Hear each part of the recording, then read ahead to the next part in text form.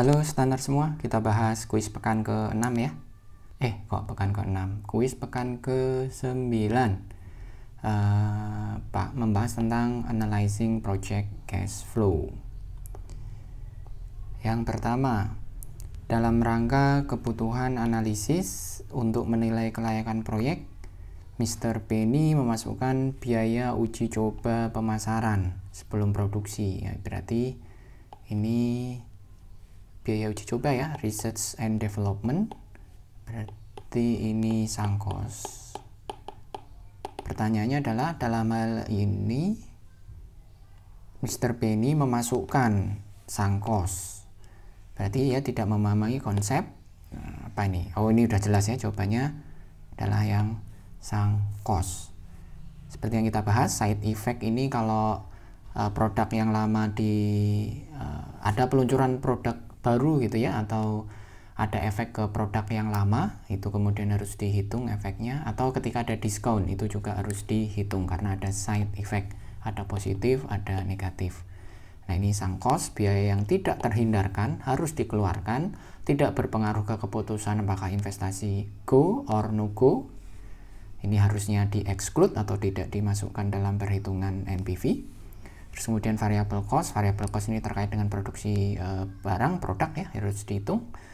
Dan kemudian opportunity cost ini juga harus dihitung di dalam analisis arus kas proyek. Ini contohnya ketika mesin bisa disewakan, jadi mendatangkan return tambahan, itu kemudian diperhitungkan. Berikutnya,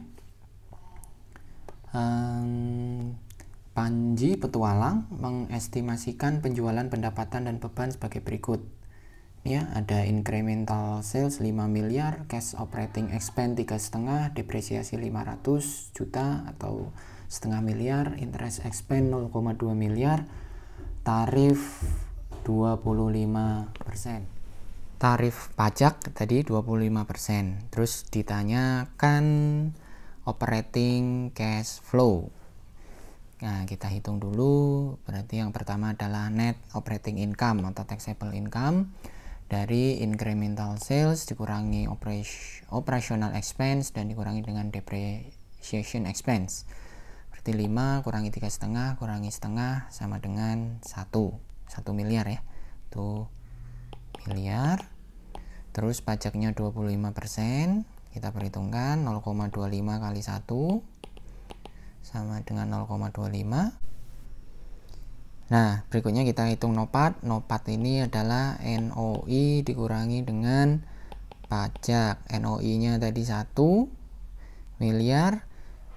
Ini ya, dikurangi dengan pajaknya 0,25, maka NOPAT-nya adalah 0,75 atau 750 juta.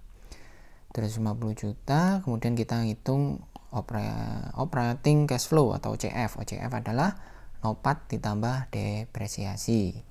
NOPAT-nya 0,75, depresiasinya tadi 0,5 ya. Mana tadi? Ini 0,5. Maka OCF-nya adalah 1,25 atau 1 miliar 250 juta. Jawabannya adalah yang ini, yang terakhir ya, yang D. Nah, ini yang penting di sini, jangan kepleset dengan konsep interest expense, karena interest expense ini tidak diperhitungkan karena sebenarnya ini nanti masuk ke discount rate atau di cost of capital. Itu kita lanjutkan.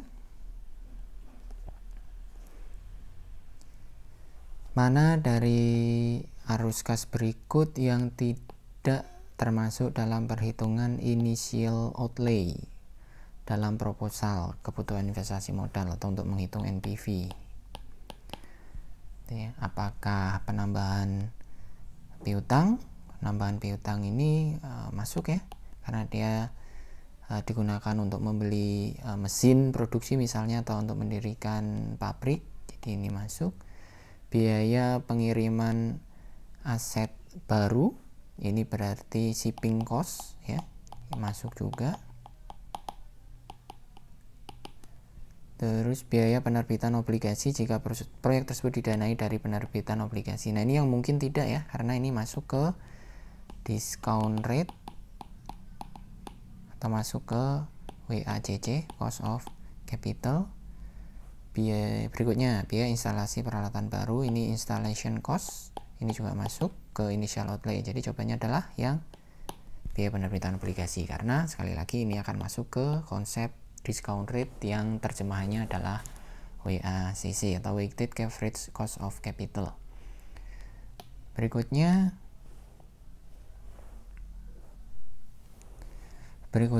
mana dari arus kas berikut ini yang diperhitungkan sebagai incremental cost dalam mengetahui capital?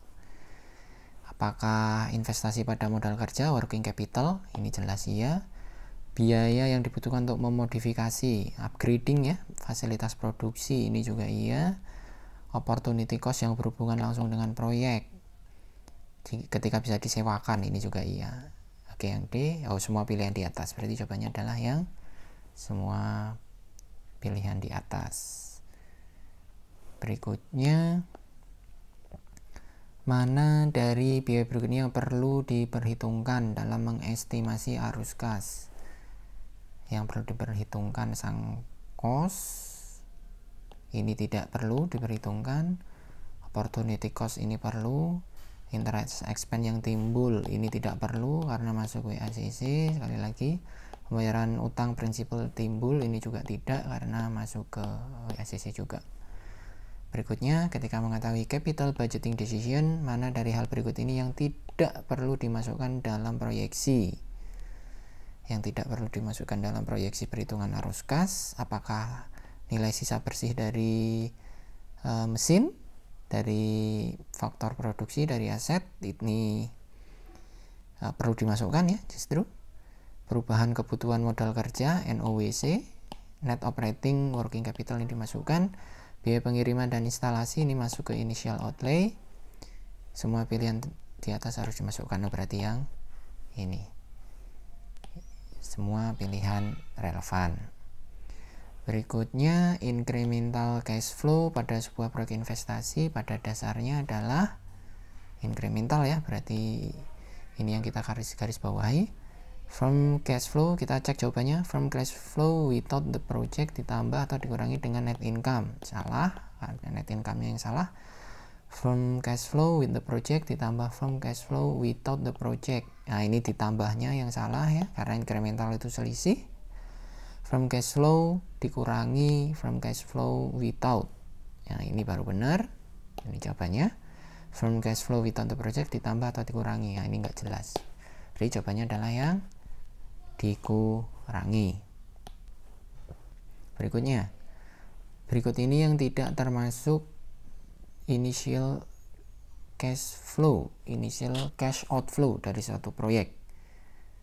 Yang tidak termasuk, apakah harga pembelian? Nah, ini tidak, ini termasuk ya. Ini termasuk dalam purchasing price. Biaya dibutuhkan untuk menginstalasi, ini installation cost masuk. Biaya survei pemasaran yang dilakukan tahun lalu, nah ini sunk cost.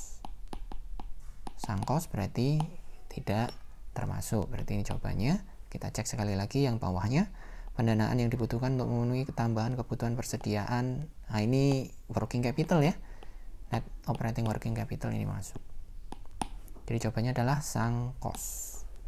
Berikutnya, bubble T mempertimbangkan pembelian mesin baru, meningkatkan penjualan 10.000, berarti kenaikan sales ya. 10.000, meningkatkan beban non depresiasi ya sebesar 30, berarti non depresiasi expense 30.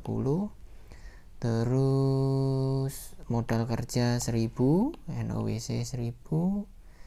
Perusahaan mendepresiasi 5 tahun tanpa nilai sisa, 5 tahun tanpa nilai sisa ya, perolehannya 20.000. Pajaknya 34%, rate of return-nya 12%. Ditanya initial investment. Oh, yang ditanya initial investment atau initial outlay ya. Initial outlay itu rumusnya adalah atau faktor-faktor yang memengaruhi komponennya gitu ya, antara lain purchase price, shipping, installation, sama working capital. Purchase price-nya tadi berapa? 20 ya. Purchase price-nya 20, shipping nggak ada keterangan, instalasi nggak ada keterangan, working capital-nya 1000, maka initial outlay-nya adalah 21.000. Jawabannya adalah yang 21.000.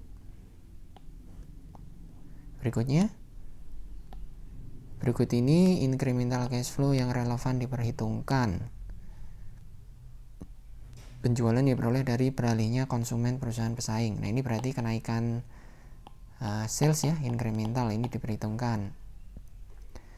Penjualan yang akan hilang akibat beralihnya konsumen ke produk baru, ini side effect, ini diperhitungkan. Tambahan incremental sales diperoleh dari perusahaan secara keseluruhan, ini juga diperhitungkan. Terus semua pilihan benar. Oh ya, berarti ini jawabannya. Oke, selesai. Demikian kuis pekan ke berapa tadi? Pekan ke-9 ya, tentang analyzing project cash flow. Kalau ada pertanyaan silahkan post di kolom komentar di bawah. Terima kasih.